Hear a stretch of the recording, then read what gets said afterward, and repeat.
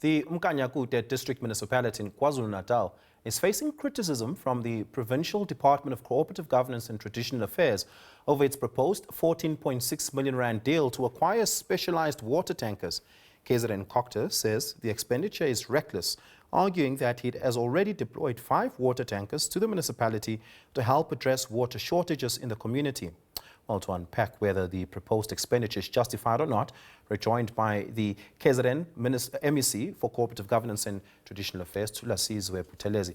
Reverend Buthelezi, good evening. Thank you so much for your time. Really do appreciate it. Are the 5 water tankers that the provincial government provided to the district municipality sufficient to fill the gap of water shortages in the community?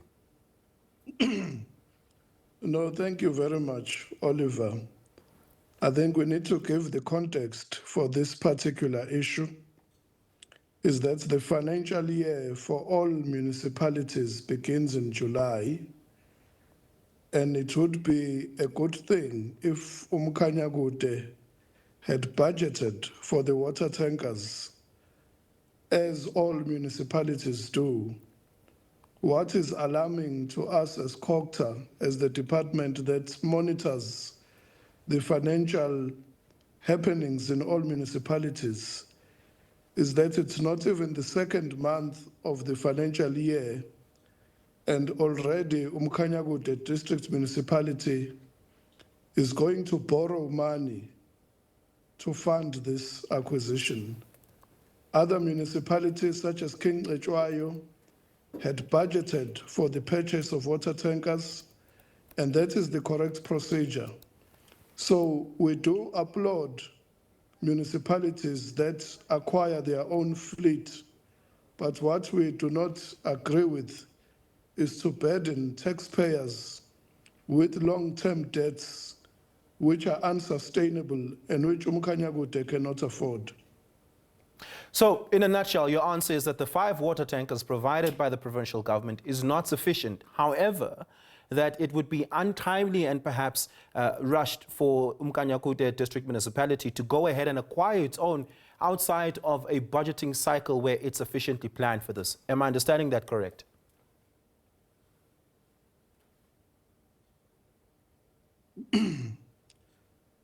Yes, Oliver. What I'm saying is that it is the duty of uMkhanyakude to supply water to its citizens.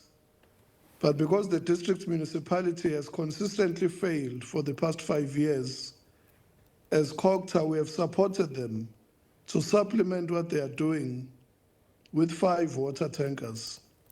But what they have done is to transgress financial protocols by incurring debt.